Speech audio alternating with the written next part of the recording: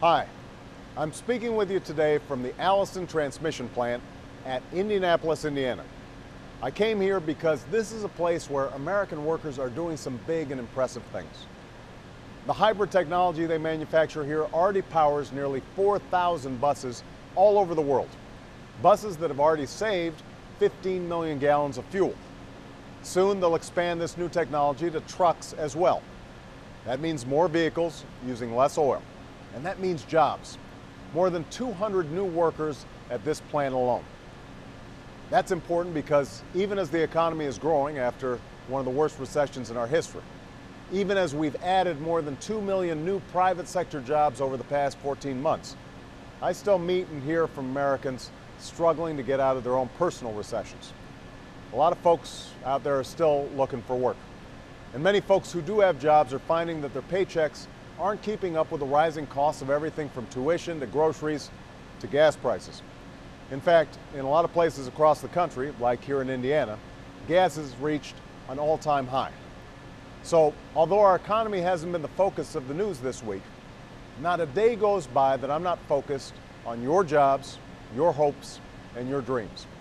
And that's why I came here to Allison Transmissions. The clean energy jobs at this plant are the jobs of the future. Jobs that pay well right here in America.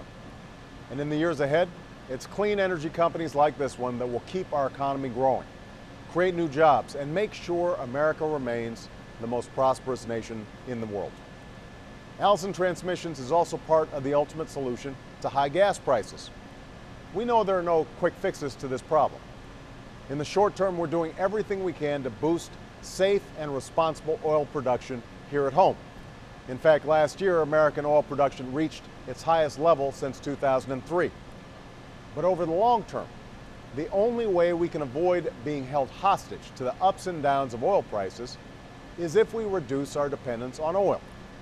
That means investing in clean, alternative sources of energy, like advanced biofuels and natural gas. And that means making cars and trucks and buses that use less oil.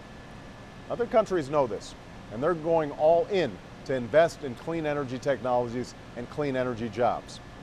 I don't want other countries to win the competition for these technologies and these jobs. I want America to win that competition. I want America to win the future. Now, I know that in a tough fiscal climate like the one we're in, it's tempting for some to try and cut back on our investments in clean energy.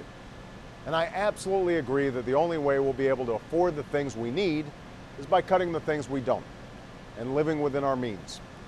But I refuse to cut investments like clean energy that will help us out-innovate and out-compete the rest of the world.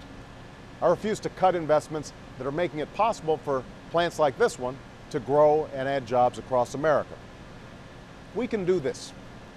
I don't just believe that because I see it happening in plants like this. I believe that because I believe in the Americans that are making it happen in places like this. I'm optimistic about our economic future because for all the challenges we face, America is still home to the most entrepreneurial, most industrious, most determined people on earth. There's nothing we can't accomplish when we set our minds to it. And that's what we'll keep doing as long as I have the privilege of being your president. Thanks, and have a great weekend.